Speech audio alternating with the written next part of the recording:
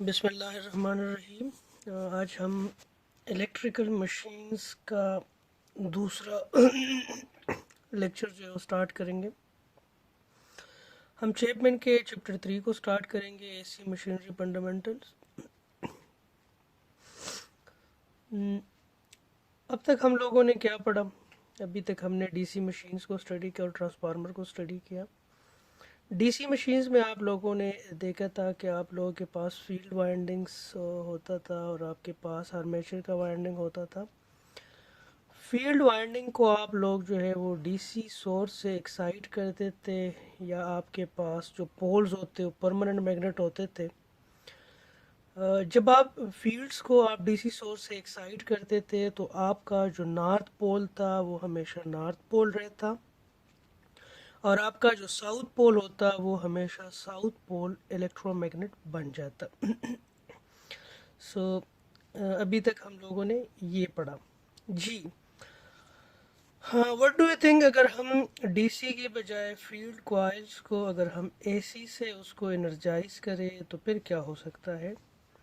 फिर एसी अगर 3 फेस होगा तो फिर क्या हो सकता है? और अगर आपके पास जो एसी सोर्स है वो सिंगल फेस हो तो फिर क्या होगा? तो ये आप थोड़ा आगे जाने से थोड़ा इसको गूगल करें, इस पे सोचें कि डीसी मशीन के केस में हम फील्ड कॉइल को डीसी वोल्टेज से हम उसको एनर्जाइज करते थे। तो वहाँ पे जो आपके पास फील्ड्स बनते थे, जो पोल्स बनते थे, इलेक्ट्रोमैग्नेटिक फील्ड बनता था, उसमें हर एक पोल जो था वो एक कांस्टेंट पोल होता था। मतलब नॉर्थ पोल हमेशा नॉर्थ पोल रहता, साउथ पोल हमेशा साउथ पोल रहता। ठीक है। अब अगर आप उसको डीसी की बजाय एसी से एनर्जाइज करें, और एसी अगर 3 फेज हो तो क्या होगा, सिंगल फेज हो तो क्या होगा, ये आप लोग थोड़ा देख लीजिए। वैसे हम इसको आगे इस लेक्चर में डिस्कस भी करेंगे जी। हमारे पास अगर हम यहाँ पे डीसी की बजाय अगर हम एसी सोर्स सप्लाई करते हैं तो हमारे पास ये फील्ड वाइंडिंग्स फिर उस तरह के बनेंगे। स्टेटर के ऊपर जो फील्ड वाइंडिंग्स होंगे, ये स्टेटर है, इसमें आपके पास स्लॉट्स बने हुए हैं। ठीक है। स्लॉट्स का पर्पज़ ये होता है कि वो उसको एक मैकेनिकल सपोर्ट फराहम करता है कि आपका वाइंड जो है वो स्टेटर से उखड़े ना। ठीक है जी। ये आप लोग वाइंडिंग कर रहे हैं 3 फेज एसी सोर्स के लिए। तो कीप इन माइंड, जब आपके पास आप फील्ड को आप एनर्जाइज कर रहे हैं एसी सोर्स से, तो अगर 3 फेज एसी सोर्स से आप उसको एनर्जाइज करना चाहते हैं तो आपके पास आउटपुट 3 वायर्स होने चाहिए या 4 वायर्स होने चाहिए। क्योंकि अगर आप 3 फेज डेल्टा कनेक्टेड सोर्स से उसको एनर्जाइज करेंगे तो आपके पास 3 टर्मिनल्स होने चाहिए, स्टेटर के 3 टर्मिनल्स होने चाहिए, ताकि आप उसको 3 फेज डेल्टा सप्लाई से उसको एक्साइट करें। अगर आप के पास जो है जो सोर्स है, एसी सोर्स है 3 फेज, वो वाई कनेक्टेड है, तो आपके पास जो स्टेटर वाइंडिंग है उससे 4 वायर जो है वो निकलने चाहिए। ठीक है। ताकि उसको आप न्यूट्रल को न्यूट्रल के साथ कनेक्ट करें और तीनों फेजेस को आप आपस में कनेक्ट करें ताकि आप उसको 3 फेज एसी सोर्स से उसको एनर्जाइज करें। सो ये सेकंड फेज यानी कॉइल फेज कॉइल जो बी है उसके लिए उन्होंने ये वाइंडिंग की हुई। देखे, पहले येलो वाइंडिंग फेज ए के लिए, उसके बाद ग्रीन वाइंडिंग फेज बी के लिए, ये रेड वाइंडिंग फेज सी के लिए। अब यहाँ पे आप देखिए इसके टोटल 6 टर्मिनल्स है। ये देखिए 2 टर्मिनल्स आपके पास बाहर आ गए येलो के, 2 ग्रीन के, 2 रेड के। अब आप लोगों पे ये डिपेंड करता है कि आपने इन 6 टर्मिनल्स को आप लोगों ने कैसे जोड़ना है। अगर आप एक कॉइल के पॉजिटिव को दूसरे कॉइल के नेगेटिव के साथ, और उसका पॉजिटिव तीसरे के नेगेटिव के साथ, और तीसरा का जो पॉजिटिव पहले के नेगेटिव के साथ कनेक्ट करेंगे, तो आपके पास ये कौन सा कनेक्शन कहलाएगा? ये डेल्टा कनेक्शन कहलाएगा। लेकिन अगर आप तीनों के नेगेटिव कॉइल को आप उसको कॉमन करते हैं और 3 जो पॉजिटिव है उसको आप ऐसे रहने देते हैं, तो आपके पास टोटल 4 कॉइल्स बनेंगे और इसको हम क्या कहते हैं, वाई कनेक्शन। वाई कनेक्शन में जो 3 आप लोगों ने नेगेटिव कॉइल्स कॉमन किए उसको हम न्यूट्रल कहते हैं, और बाकी जो 3 फेजेस बच गए वो आपके पास 3 फेज वाई कनेक्टेड हो गया। ठीक है, अच्छा अब आप इसके अंदर आप लोगों ने क्या यहाँ पे आप क्या लगा रहे हैं, सॉरी ये आपके पास स्लिप रिंग आप लोगों ने लगा दिया और आप लोगों ने आर्मेचर के ऊपर वाइंडिंग कर लिया। ठीक है, इसको हम थोड़ा ब्रीफली डिस्कस करेंगे। अब यहाँ पे ये जो आपके पास ये जो असेंबली है, ठीक है, इसके ऊपर जो आपने ये वाइंडिंग की हुई है, ठीक है, अब इस वाइंडिंग को आप लोगों ने क्या करना है, इसको एनर्जाइज करना है आप लोगों ने। तो इसको 2 तरीकों से आप एनर्जाइज कर सकते हैं। पहला तरीका ये है कि ये आप लोग यहाँ पे ब्रशेस के थ्रू इन कॉइल्स के टर्मिनल्स को आप क्या करें, इसको एनर्जाइज करें सेपरेट एक सोर्स से। ठीक है, इसको आप इस तरीके से भी एनर्जाइज कर सकते हैं। दूसरा थ्रो मैग्नेटिक इंडक्शन इसको भी एनर्जाइज किया जा सकता है कि यानी जो 2 एंड कॉइल्स हैं उनको आपस में शॉर्ट सर्किट किया जाए। ठीक है, और यहाँ पे जो स्टेटर का मैग्नेटिक फील्ड है वो प्लग्स आके इन कंडक्टर्स को कट करें, और ये जब कट हो गए, एक जो स्टेटर की फील्ड है वो फ्लक्स लाइंस आके इन कंडक्टर को कट कर सकता है। ठीक है, और इसमें ई में इंड्यूस्ड होगा, चूंकि शॉर्ट सर्किट होगा तो उसमें करंट फ्लो होगा, तो इसकी वजह से भी इसका फील्ड जो है वो भी जनरेट हो सकते हैं। तो 2 तरीके हैं यहाँ पे, आप देखिए इन 2 तरीकों के बेस पे आपके पास जो एसी मशीन्स है उनके 2 टाइप्स हैं। एक सिंक्रोनस मशीन है, एक इंडक्शन मशीन है। सिंक्रोनस मशीन में क्या होगा कि आपका जो मैग्नेटिक फील्ड बनेगा, ठीक है, वो आप लोग इस फील्ड कॉइल को यानी यहाँ पे ये जो आपके पास आर्मेचर की जो वाइंडिंग है, ठीक है, आप लोगों ने यहाँ पे जो वाइंडिंग की हुई है इसको अगर आप सेपरेट सोर्स से इसको एनर्जाइज करते हैं, ठीक है, तो इस सेटअप को हम सिंक्रोनस मशीन्स बोलेंगे। ठीक है, लेकिन अगर आप इनको शॉर्ट सर्किट करते हैं और आप कहते हैं कि यहाँ पे जो फील्ड है वो फ्लक्स लाइन आके इन कंडक्टर को कट करे और इन कंडक्टर में ईएमएफ इंड्यूस्ड हो और उसकी वजह से करंट फ्लो हो और उस करंट की फ्लो की वजह से यहाँ पे फील्ड बन जाए, तो चूंकि ये स्टेटर से आपके रोटर जो एनर्जाइज हो रहा है through electromagnetic induction, through phenomena of induction phenomena के थ्रू ये एनर्जाइज हो रहा है, तो इस वजह से इसको हम क्या कहते हैं, इंडक्शन मशीन्स कहते हैं। यहाँ पे आप देखें कि इंडक्शन मशीन में आपका field current is supplied by magnetic induction in transformer action के through under their field windings, और सिंक्रोनस मशीन में आपके जो मैग्नेटिक फील्ड करंट होगा आप सेपरेट डीसी पावर सोर्स से उसको सप्लाई करेंगे। ठीक है, इन दोनों मशीन्स को हम सेपरेटली हम इसको डिटेल से पढ़ेंगे। अभी हम सिर्फ इसके बेसिक्स पढ़ रहे हैं कि आपके पास एसी मशीन्स के बेसिक्स क्या होते हैं। ठीक है, तो ये भी हम बेसिक्स पढ़ रहे हैं, डिटेल में हम इन चीज़ों को पढ़ेंगे कि सिंक्रोनस मशीन को सिंक्रोनस मशीन्स क्यों कहा जाता है, इंडक्शन मशीन्स को इंडक्शन मशीन्स क्यों कहा जाता है। ठीक है, सिंक्रोनस मशीन्स पे हम 2 चैप्टर्स पढ़ेंगे। पहले हम सिंक्रोनस जनरेटर को पढ़ेंगे, उसके बाद सिंक्रोनस मोटर को पढ़ेंगे। इंडक्शन मशीन्स पे हम एक ही चैप्टर पढ़ेंगे, इंडक्शन मोटर सिर्फ पढ़ेंगे। ठीक है, तो इसको हम डिटेल से पढ़ेंगे। अभी हम आगे जा रहे हैं। यहाँ पे मैंने आप लोगों से यहाँ पे एक क्वेश्चन किया था, बेसिकली 2 क्वेश्चंस किए थे कि अगर ये फील्ड वाइंडिंग जो है आप इसको डीसी से एनर्जाइज करते हैं तो आपके पास जो मैग्नेटिक फील्ड बनेगा वो जो मैग्नेटिक पोल्स होंगे वो कांस्टेंट होंगे, यानी नॉर्थ पोल हमेशा नॉर्थ रहेगा, साउथ हमेशा साउथ रहेगा। डीसी मशीन मैंने आप लोगों को बताया था, इसका रीज़न ये है कि आपका जो करंट है वो अल्टरनेटिंग नहीं है, तो इस वजह से आपका फील्ड जो है वो अल्टरनेट नहीं होगा। ठीक है, लेकिन अगर आप इसको एसी सोर्स से एनर्जाइज करते हैं, ठीक है, और 3 फेज एसी सोर्स से इसको एनर्जाइज करते हैं, सॉरी 3 फेज एसी सोर्स से अगर आप इसको एनर्जाइज करते हैं तो आपका जो मैग्नेटिक फील्ड बनेगा, ठीक है, वो आपके पास रोटेटिंग मैग्नेटिक फील्ड होगा। ठीक है। सिंगल फेज से अगर आप उसको एनर्जाइज करते हैं तो उसकी वजह से जो मैग्नेटिक फील्ड होगा, ये हम इस इलेक्ट्रिकल मशीन के बिल्कुल लास्ट चैप्टर में पढ़ेंगे, ठीक है। सिंगल फेज जो आपके पास एसी मशीन्स होते हैं, ठीक है, उसको हम डिटेल से पढ़ेंगे। अभी हम ये देखते हैं कि अगर हम जो स्टेटर है उसको अगर हम 3 फेज से एनर्जाइज करें तो हमारे पास क्या होगा, ठीक है। हमने ये देखा कि अगर 3 फेज से हम इसको एनर्जाइज करेंगे तो हमारे पास ये वाइंडिंग होगी कि हमारे पास एक न्यूट्रल लाइन होगा, ठीक है, 3 फेजेस होंगे, ए बी सी 3 फेजेस होंगे। अभी तक हमने ये पढ़ लिया है, ठीक है। अब हमने इसको एनर्जाइज करना है। अब अगर हम इसको एनर्जाइज करते हैं तो हम 3 फेज करंट जो है वो फ्लो होगा, जिसमें एक फेज जो होगा आई ए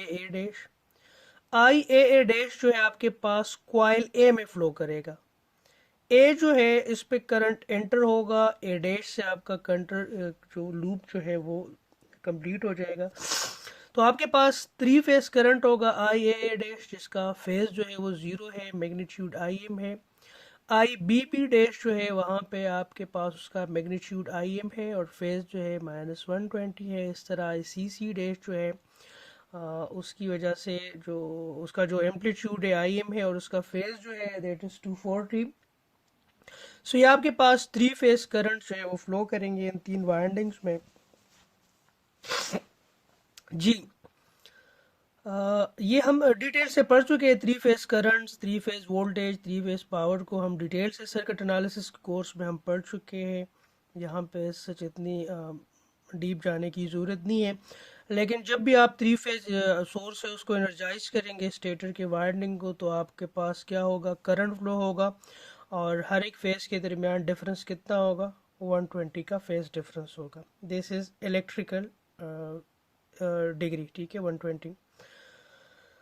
अब जो आपके पास करंट कॉइल ए डैश में फ्लो कर रहा है, ठीक है, तो उसकी वजह से चूंकि वहाँ पे आपके पास नंबर ऑफ टर्न्स भी है, करंट भी है और उस कॉइल का लेंथ एल भी है, so N I divide by L यानी मैग्नेटिक फील्ड इंटेंसिटी होगी। तो जो ए डैश आपके पास कॉइल है उसमें जो मैग्नेटिक फील्ड इंटेंसिटी होगी वो होगी H M sine omega T with an angle 0। अब कीप इन माइंड यहाँ पे आप देखें दो एंगल्स आगे हैं। जिस तरह आप देखें एच बी बी डैश में आप देखें तो H M sine omega T -120, H C C dash में आप देखें H M sine omega T -240 with an angle 240। इसमें दो एंगल्स है। पहला एंगल जो है ये इलेक्ट्रिकल एंगल है, दूसरा एंगल जो है वो मैकेनिकल एंगल है। इलेक्ट्रिकल एंगल से क्या मतलब है और मैकेनिकल एंगल से क्या मतलब है कि आपके पास जो 3 फेज आपने सप्लाई दी है उसमें हर एक फेज के दरमियान एंगल जो है 120 है। यानी पहले जो करंट आई ए डैश की वजह से जो मैग्नेटिक फील्ड इंटेंसिटी बन रही है उसका फेज एंगल क्या है, 0 है। एच बी बी डैश जो है आपके पास current I B B dash की वजह से जो मैग्नेटिक फील्ड इंटेंसिटी बन रही है उसका फेज डिफरेंस जो है -120 है। एच सी सी डैश जो है उसकी वजह से जो आपके पास मैग्नेटिक फील्ड इंटेंसिटी बन रही है उसका जो फेज एंगल है वो -240 है। अब यहाँ पे जो दूसरा फेज है 0, 120 एंड 240, ये जो फेज है 0, दिस इज 120 एंड 240। आपने जो वाइंडिंग की है तो मैकेनिकली आपके पास जो करंट फ्लो कर रहे आई आई डैश, वो जो वाइंडिंग है उसको आपने रेफरेंस लिया हुआ है, उसको आपने क्या लिया हुआ है, रेफरेंस लिया हुआ है, तो उसका एंगल क्या है, 0 है। अब जो दूसरी वाइंडिंग आप कर रहे हैं जिसमें करंट कौन सा फ्लो कर रहा है, आई बी बी डैश, तो वो फिजिकली वो आपके पास कितना एंगल बना रहा है आई ए डैश के वाइंडिंग के साथ, 120। यानी ये जो आपके पास मैग्नेटिक फील्ड इंटेंसिटी है इसकी वाइंडिंग और इसकी वाइंडिंग के दरमियान फिजिकली जो मैकेनिकल एंगल बन रहा है वो कितना है, 120 है। इस तरह इन दोनों के दरमियान जो एंगल है वो कितना है, 120 है, ठीक है। तो आपके पास हर दो फेजेस के दरमियान मैकेनिकल जो आप वाइंडिंग कर रहे हैं वो एंगल कितना है, 120 है, ठीक है जी।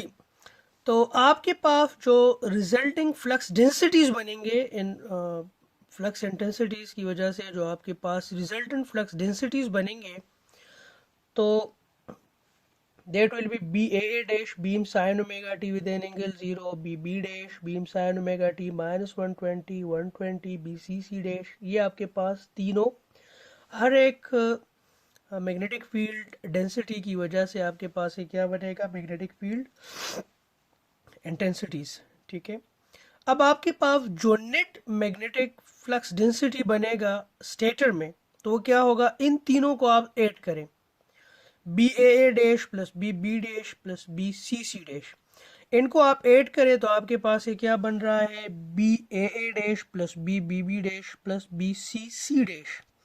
अब बी ए डैश की जगह आप Bm sine omega T with an angle 0, B B dash की जगह आप क्या है, Bm sine omega T minus 120, और इसके साथ मैकेनिकल डिग्री कितनी है, 120 है, B C C dash.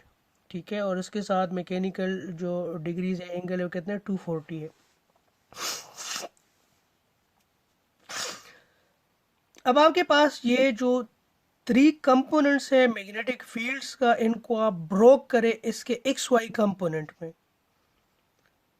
X Y component में कैसे ब्रोक करेंगे, ये आपके पास होगा, ये जो एंगल है this is equal to sine theta X plus Y sine cos theta 0, ये अपनी जगह पे आ जाएगा। इस एंगल की जगह क्या आ जाएगा जी, X sine 120 plus Y cos 120, इसकी जगह क्या आ जाएगा, सिर्फ इस एंगल की मैं बात कर रहा हूँ कि इसको आपने ब्रोकन डाउन करना है इसके एक्स वाई कंपोनेंट में।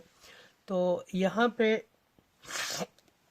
इसको ब्रोकन डाउन करेंगे, beams sine omega T X sine 0 plus beam sine omega T Y cos 0। ठीक है, तो आप लोगों ने इसको ब्रोकन डाउन करना है इसके एक्स और वाई कंपोनेंट पे, तो आपके पास ये आ जाएंगे, beam sine omega T with an angle 0 का आपके पास ये आ जाएगा, beam sine omega T minus 120 with an angle 120, आप इसको ब्रोकन डाउन करेंगे तो आपके पास ये आ जाएगा। ठीक है जी, इसमें आप ये देखें कि जो x कंपोनेंट्स है, ठीक है, और आपके पास जो y कंपोनेंट्स है, इनको सेपरेट करें तो आपके पास ये क्या आ जाएगा, beam sine omega T minus 0.5 beam sine omega T minus 120 minus 0.5 beam sine omega T minus 240, ये x। ठीक है, और इस तरह y के जितने भी कोफिशिएंट है उनको आप सेपरेट कर लें। अब यहाँ पे बीम साइन ओमेगा टी अपनी जगह पे आ जाएगा, this is sine omega T minus 120, तो this is sine alpha minus beta, sine alpha minus beta, sine alpha minus beta, sine alpha minus beta. अब हमें पता है कि साइन अल्फा माइनस बीटा किसके बराबर है, साइन अल्फा कोस बीटा और minus cos alpha sign beta, ये अपनी जगह पे आ जाएगा। इसको आप इस तरह ब्रेक डाउन कर ले, इसको भी इस फॉर्मूले के थ्रू ब्रेक डाउन कर ले, इसको भी कर ले, इसको भी कर ले। इसको आप जब ऐड करेंगे तो आपका जो फाइनल आंसर आएगा, बी नेट जो आएगा that is 1.5 B M sine omega T X minus 1.5 B M cos omega T Y, ये आपका जी फाइनल आंसर आ जाएगा। अब इस इक्वेशन को आप इंटरप्रेट करें, इस इक्वेशन का क्या मतलब है, ये इक्वेशन हमने स्टार्ट कहाँ से किया था, हमने स्टार्ट कैसे किया था, हमने ये वाइंडिंग की थी, यहाँ पे आप देखें ये वाइंडिंग की थी, फेज ए जो है फेज बी के साथ और फेज बी जो है सी के साथ, ये मैकेनिकली 120 एक दूसरे से डिस्टेंस पे है, मैकेनिकली ये आप एक दूसरे से कितने डिस्टेंस पे है, 120 पे। फिर इलेक्ट्रिकल भी एक दूसरे से कितने डिस्टेंस पे है, 120 पे। अब अगर कीप इन माइंड यहाँ पे हम 2 पोल का स्टेटर हमने डिजाइन किया हुआ है, 2 पोल के स्टेटर के केस में फेज ए जो है फेज बी से 120 डिग्री अपार्ट होगा, फेज बी जो है वो सी से 120 डिग्री अपार्ट होगा। लेकिन अगर हम 2 पोल के लिए स्टेटर डिजाइन करेंगे और ये वाइंडिंग करेंगे तो फिर आपके पास 120 की बजाय आपके पास फेज ए और बी के दरमियान फेज मैकेनिकल फेज डिफरेंस कितना होगा 60। ए बी सी के दरमियान phase difference electrical phase difference हमेशा 120 का होगा, लेकिन मैकेनिकल जो एक दूसरे से ये फेज डिफरेंस होगा ये डिपेंड करता है कि आपका जो स्टेटर है वो कितने नंबर ऑफ पोल्स उसमें बना रहे हैं। क्योंकि यहाँ पे जो स्टेटर पे आप वाइंडिंग कर रहे हैं तो यहाँ पे एक्चुअली आप पोल्स बना रहे हैं ना, नॉर्थ और साउथ पोल, जिस तरह आप लोगों ने यहाँ पे डीसी मशीन के केस में आप लोगों ने किया था। इस डायग्राम को आप देखें कि इसको आपने साउथ पोल बनाया था, नॉर्थ बनाया था, नॉर्थ बनाया था, साउथ पोल बनाया था, ठीक है। तो ये 4 पोल्स थे, ठीक है। इसी तरह डीसी मशीन के केस, एसी मशीन के केस में जो स्टेटर की वाइंडिंग करते हैं, तो अगर आप 2 पोल के लिए करते हैं तो आपके तीनों फेजेस जो है आपस में 120 डिग्री अपार्ट होंगे। इसका कोई रिलेशन है वो अभी हम डिराइव करेंगे, आप लोगों को आइडिया हो जाएगा, ठीक है।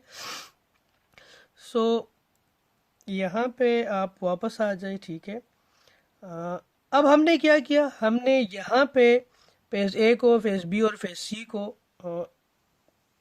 जो कि मैकेनिकल भी आप एक दूसरे से 120 डिग्री अपार्ट है, और इनको जो हमने 3 फेज से एनर्जाइज किया वहाँ पे इलेक्ट्रिकल फेज डिफरेंस भी 120 है। तो जब हमने उनको 120 डिग्री का आउट ऑफ फेज इनको वाइंड किया, उनको 3 फेज से एनर्जाइज किया, तो लाजिमी बात है यहाँ पे क्या होगा, मैग्नेटाइज होगा, मैग्नेटिक फील्ड होगा।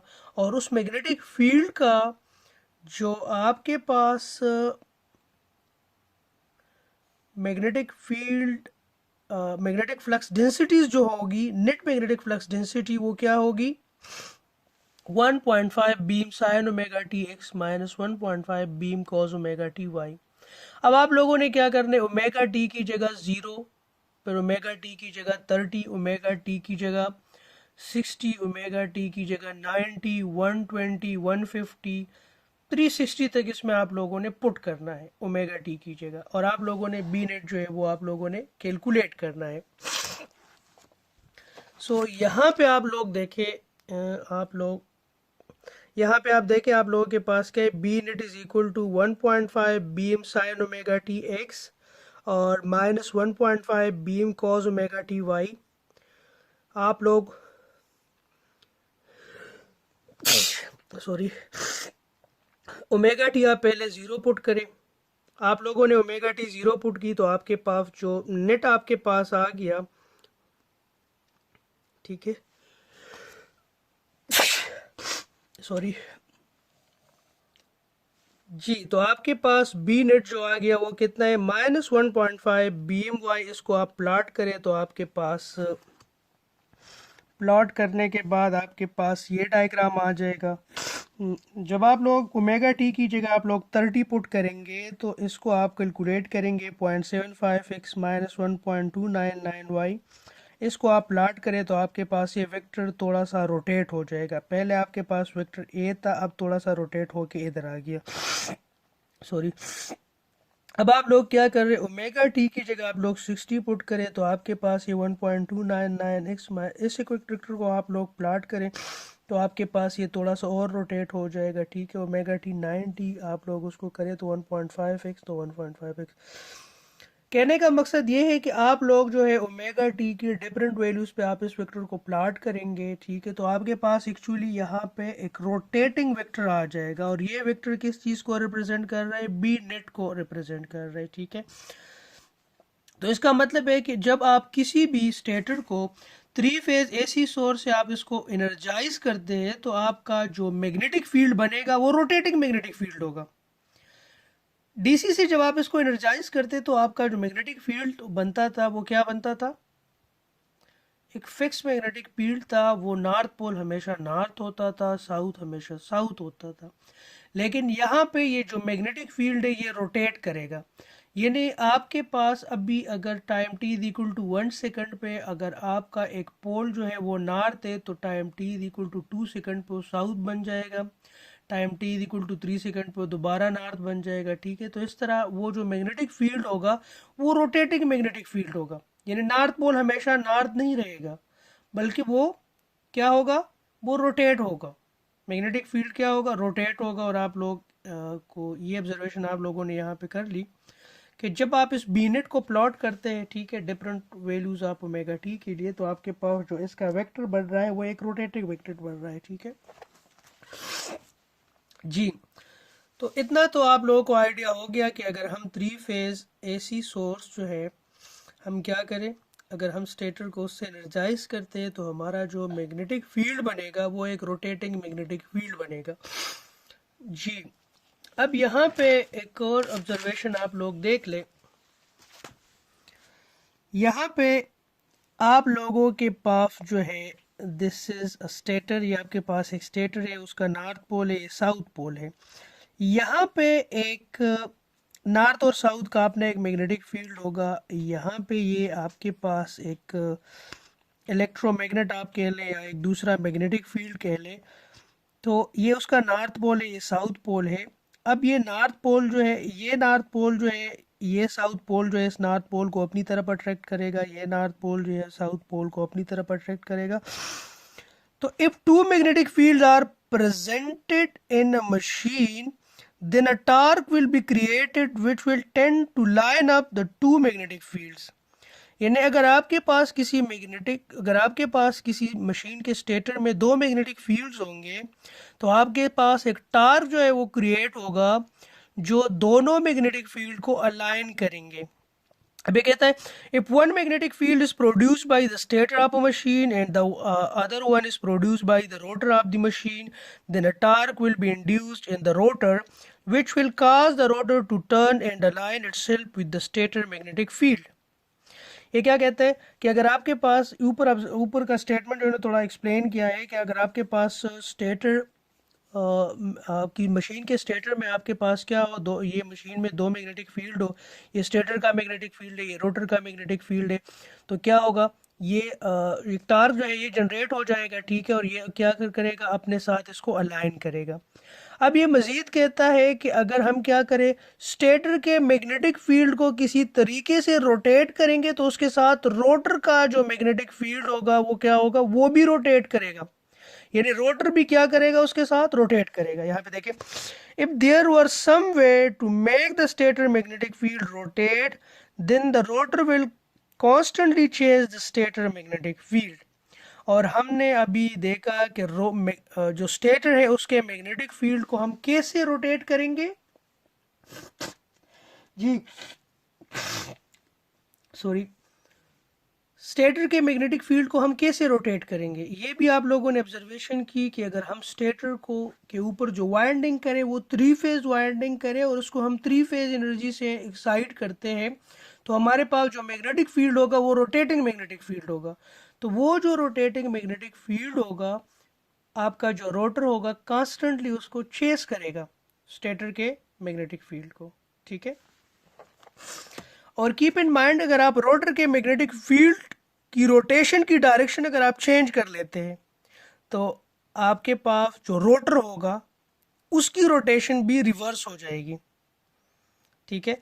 अब लेट सपोज ये आपके पास नॉर्थ है, ये साउथ है, ठीक है, तो ये नॉर्थ इसके साथ अलाइन हो जाएगा, इनिशियली जो टार्क जनरेट होगा ये साउथ इस नॉर्थ के साथ हो जाएगा। अब आप इसको यू रोटेट करवा रहे हैं, ठीक है, यूं आप इसको रोटेट करवा रहे हैं, ठीक है, 3 फेज आपने एक्साइड के ये यू रोटेट हो रहा है, यू रोटेट हो रहा है, ठीक है, क्लॉकवाइज आपके पास ये रोटेट हो रहा है, तो ये भी आपके पास क्या होगा, ये भी उसके हिसाब से क्लॉकवाइज रोटेट होगा। लेकिन अगर आप इसकी रोटेशन की डायरेक्शन चेंज कर देते हैं, ठीक है, काउंटर क्लॉकवाइज कर लेते हैं, तो आपका रोटर का डायरेक्शन जो है वो भी क्या हो जाएगा, वो भी चेंज हो जाएगा, वो भी फिर काउंटर क्लॉकवाइज ही रोटेट करेगा। अब हम देखेंगे कि आप जो है मैग्नेटिक फील्ड जो स्टेटर की रोटेटिंग मैग्नेटिक फील्ड है, अभी तक हमने ये देखा कि अगर हम स्टेटर को 3 फेज एनर्जी से हम इसको एक्साइट करते हैं तो आपके पास जो मैग्नेटिक फील्ड होगी वो क्या होगी, रोटेटिंग मैग्नेटिक फील्ड होगी। ये भी हमने यहाँ पे हमने ऑब्जर्वेशन कर ली। यहाँ पे आप लोगों ने ये भी देखी कि अगर हम ओमेगा टी की जगह 0 पुट करते हैं, 30 पुट करते हैं, तो ये जो आपके पास वेक्टर रोटेट हो रहा है ये काउंटर क्लॉकवाइज रोटेट हो रहा है, ये काउंटर क्लॉकवाइज रोटेट हो रहा है, ठीक है। अब हमने क्या करना है, हमने ये देखना है कि हम इसकी रोटेशन का जो डायरेक्शन है वो कैसे चेंज करेंगे। रोटेशन का डायरेक्शन जो है वो कैसे चेंज होगा, यहाँ पे आप देखिए ये आपके पास स्टेटर की जो मैग्नेटिक फील्ड के 3 पेजेस है। आर वाई बी, ठीक है। तो ये आपके पास आर वाई बी टी की ये 3 फेजेस है। अब क्या होगा, लेट्स सपोज ये रेफरेंस है, आर का मैकेनिकल एंगल 0 है, इसका मैकेनिकल एंगल 120 है, इसका मैकेनिकल एंगल इसके साथ 120 और इसके साथ भी कितना है 120 है।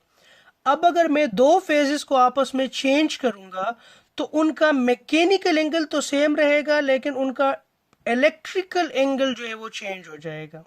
जी अब देखते हैं, यहाँ पे आप देखें, अब जब इनका इलेक्ट्रिकल एंगल चेंज होगा तो फिर आप लोग बी नेट जो है वो कैलकुलेट करें, और उसमें अगेन ओमेगा टी की जगह 0, 30 और 60, 90, 120 आप लोग पुट करें, तो आप लोगों को आइडिया हो जाएगा कि पहले जो वेक्टर रोटेट कर रहा था उसका रोटेशन का डायरेक्शन क्या था, और अब जब आप लोगों ने दो फेजेस को स्वेप किया उसके बाद जो आपके पास बीनेट बन रहा है उसकी रोटेशन का डायरेक्शन जो है वो आप लोग उसको ऑब्जर्व करेंगे तो आप लोगों को आइडिया हो जाएगा। जी हम क्या कर रहे हैं, यहाँ पे अगेन वही बी नेट हम कैलकुलेट कर रहे हैं, B A dash, B B B dash, B C dash. B A dash अपनी जगह है बी साइन ओमेगा टी, उसका मैकेनिकल 0 है। हमने क्या किया, हमने जो ये सी डैश जो फेस था उसको हमने इलेक्ट्रिकल सप्लाई उसकी चेंज कर दी, यानी वो इलेक्ट्रिकल जो दो फेजेस थे उसे हमने आपस में उसको स्वेप कर दिया। हमने उसकी मैकेनिकल पोजीशन चेंज नहीं की। यहाँ पे देखें, यहाँ पे आप देखें कि पहले आर वाई बी फेजेस थे, ठीक है, इस सीक्वेंस में। अब हमने क्या किया, बी फेज यहाँ पे आ गया, वाई ये हो गया। पहले ये फेज जो था ये बी था, यहाँ पे देखें पहले ये फेज बी था, ठीक है। या इस तरह आप देखें, this is R Y B, R ये था, वाई ये था और बी ये था। अब हमने क्या किया, आर ये हो गया, वाई ये हो गया, बी ये हो गया। मैकेनिकली वो अपनी जगह पे वैसे ही 120 का फेज डिफरेंस है, लेकिन इलेक्ट्रिकली वो चेंज हो गया। यानी आपने क्या किया, पहले जो बी था, ठीक है, पहले जो बी था अब वो क्या हो गया, वो वाई हो गया, और पहले जो y था अब वो क्या हो गया, b हो गया। तो आपने इलेक्ट्रिकली उनको स्वेप किया है, लेकिन मैकेनिकली उनका एंगल जो है वो वही है। आप क्या करें, इसको अगेन इसको एक्स वाई कंपोनेंट में ब्रोकन डाउन करें, उसको सिंप्लीफाई करें, तो आपके पास जो बी नेट हो जाएगा 1.5 beam sine omega T X plus 1.5 beam cos omega T Y.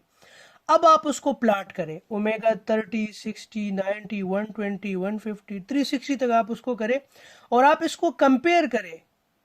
जो आप लोगों ने यहाँ पे जो आप लोगों ने ये वेक्टर आप लोगों के पास ये बी नेट आ गया था, यहाँ पे आप इधर भी कंपेयर कर सकते हैं कि यहाँ पे ये साइन जो ये माइनस है, ठीक है, और यहाँ पे आप देखें ये साइन क्या हो गया, ये प्लस हो गया, ये साइन प्लस हो गया।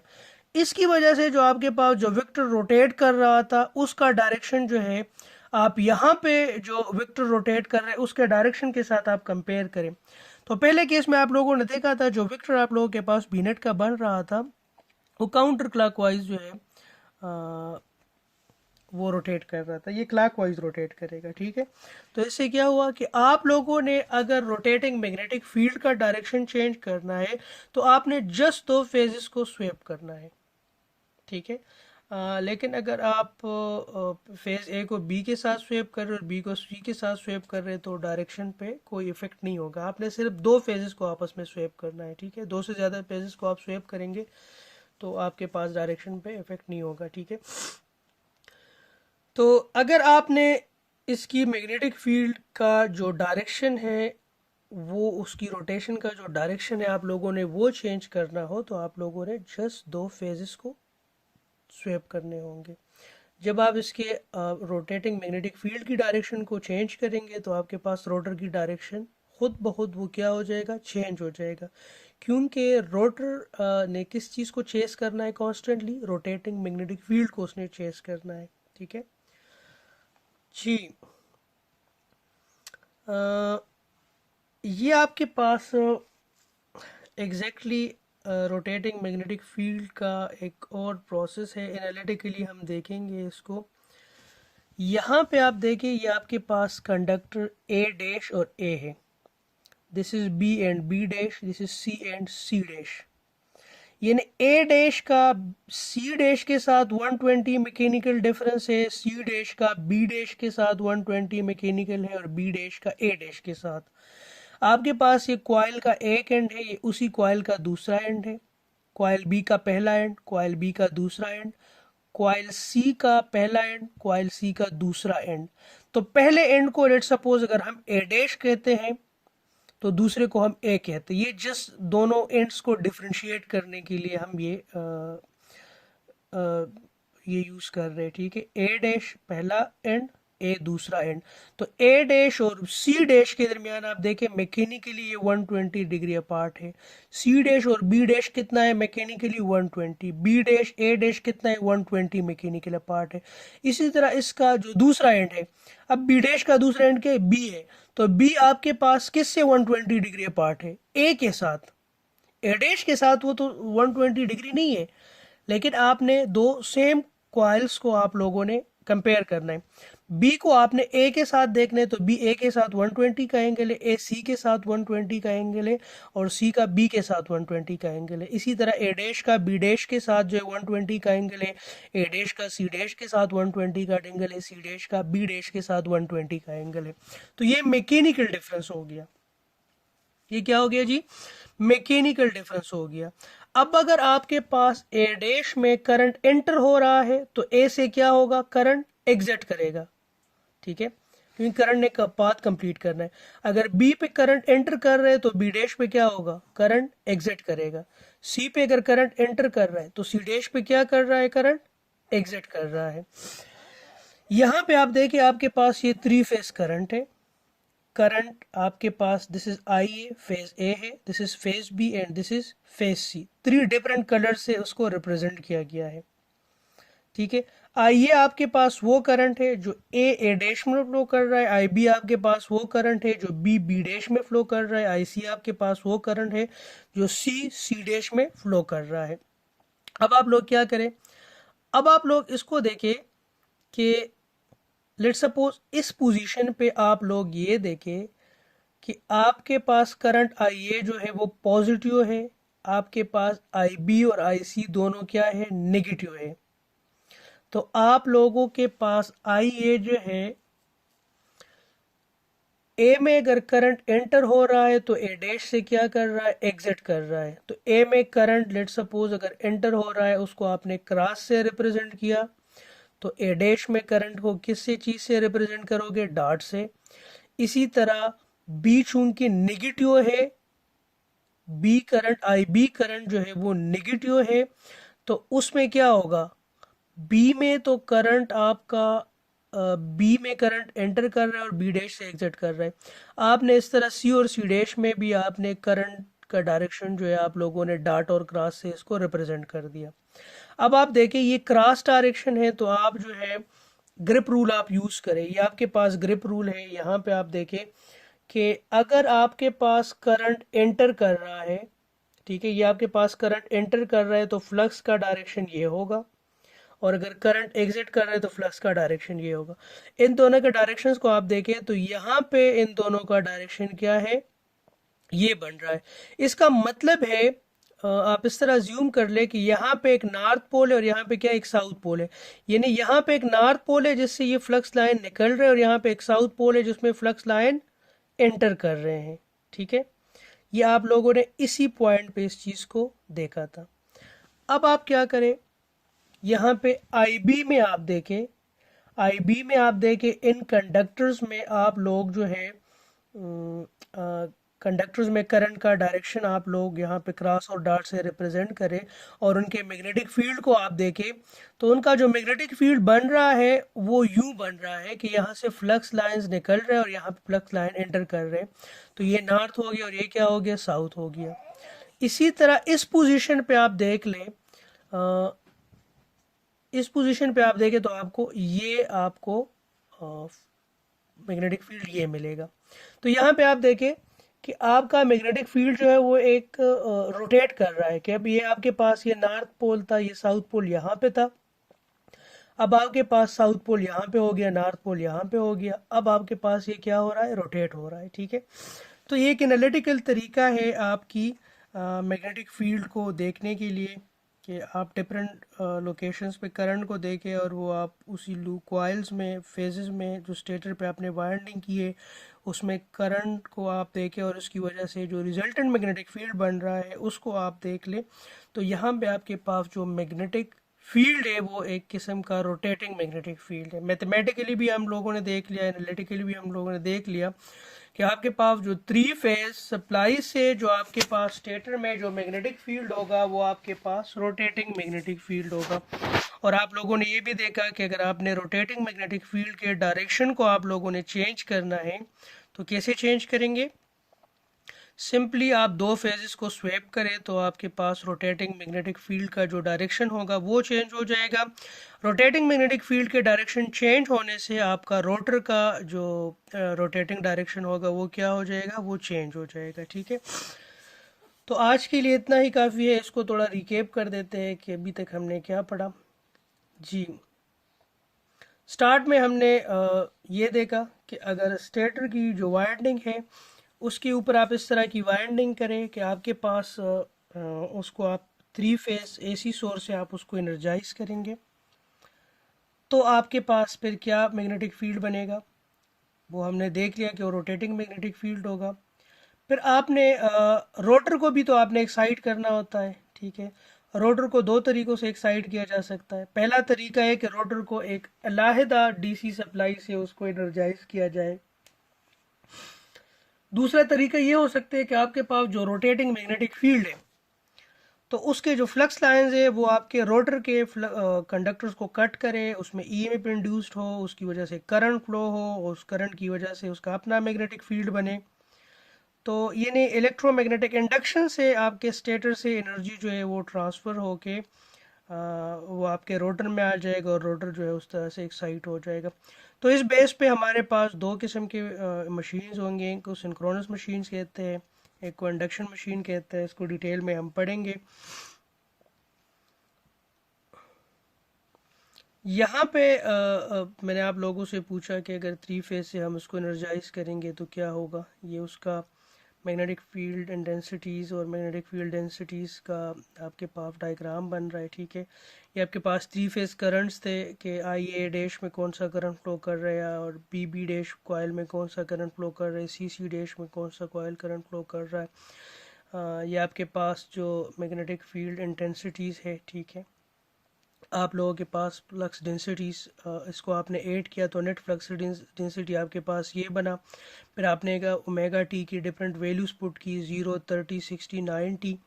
तो आपके पास जो मैग्नेटिक फील्ड फ्लक्स डेंसिटी का जो वेक्टर आ गया था वो एक रोटेटिंग वेक्टर था। उसका डायरेक्शन भी आप लोगों ने ऑब्ज़र्व किया था। फिर आप लोगों ने देखा था कि अगर आप 2 कॉइल्स को स्वेप करते हैं तो आपके पास जो resultant magnetic flux density B net जो बनेगा वो 1.5 BM और उसका साइन जो है प्लस होगा। ठीक है, वाई का साइन जो प्लस होगा। इसको आप लोग खुद प्लॉट करेंगे। ठीक है, ओमेगा टी की जगह 0, 30, 60, 90, 120, 150, 180 आप पुट करेंगे। ये जो रोटेटिंग वेक्टर होगा इसका डायरेक्शन आप रोटेशन जो पहले के साथ आप कंपेयर करें तो पहला अगर क्लॉकवाइज रोटेट कर रहा था तो ये फिर उसके अपोजिट रोटेट करेगा। ठीक है, ये एनालिटिकली आप लोगों ने देख लिया कि आपके पास यहाँ पे क्या है, 3 कॉइल्स है, A dash, B dash, C dash. A dash जो है वो बी डैश के साथ मैकेनिकली कितने डिग्री पे है? 120 पे है। ए डैश जो है सी डैश के साथ मैकेनिकली कितने एंगल पे है? 120 पे है। और बी डैश जो है वो सी डैश से कितना है? मैकेनिकली 120। यहाँ पे आप देखिए हमारे पास 3 कॉइल्स है, हम इसको रिपीट नहीं कर रहे। अगर हम इसको रिपीट करते हैं तो हमारे पास नंबर ऑफ पोल, जितनी मरतबा हम इसको रिपीट करेंगे उतने नंबर ऑफ पोल्स हमारे पास बढ़ेंगे। अभी हमारे पास 2 पोल के लिए हम वाइंडिंग कर रहे हैं। अगर इसको 2 मरतबा हम रिपीट करें यानी एक और फिर दोबारा हम इस तरह की वाइंडिंग करें तो हमारे पास पोल्स कितने बनेंगे? 4। 3 मरतबा रिपीट करेंगे तो 6। 8 मरतबा रिपीट करेंगे तो कितने? 4 पोल, 4 पेयर ऑफ पोल बनेंगे। ठीक है, तो ये अभी हम आपके पास 2 पोल स्टेटर की वाइंडिंग कर रहे हैं तो हमारे पास ये आप देख रहे हैं हमारे पास 2 पोल बन रहे हैं। यहाँ पे आप देखें कि इसमें जब आप करंट की डायरेक्शन आप लोग देख लेते तो यहाँ पे आप देखिए करंट की डायरेक्शन आप इसको साइन कर देते तो आपके पास कितने पोल बन रहे हैं? 2 पोल बन रहे हैं, एक नॉर्थ बन रहा है, एक साउथ बन रहा है। ठीक है, यहाँ पे आपने क्या किया, तीन डिफरेंट जगह पे आप लोगों ने करंट के डायरेक्शन को देखा और आपने उस पे एक फील्ड के डायरेक्शन को देखा। तो आपने देखा कि आपका फील्ड जो है वो आपके पास क्या कर रहा है, रोटेट कर रहा है, ठीक है, रोटेटिंग मैग्नेटिक फील्ड है। तो आज के लिए इतना ही काफ़ी है, आगे हम फिर देखेंगे कि आपके पास जो जो आप इलेक्ट्रिकल एनर्जी से एक्साइट करते हैं उसकी फ्रिक्वेंसी का रेट ऑफ रोटेशन के साथ क्या रिलेशन, ये नेक्स्ट क्लास में इंशाल्लाह इसको पढ़ेंगे। अभी इस लेक्चर को आप लोग 2-3 मरतबा गो थ्रू करें, फिर भी अगर आप लोग की कोई क्यूरी हो तो आप मोबाइल फ़ोन पे आप लोग कांटेक्ट कर सकते हैं, ठीक है। Okay, thank you.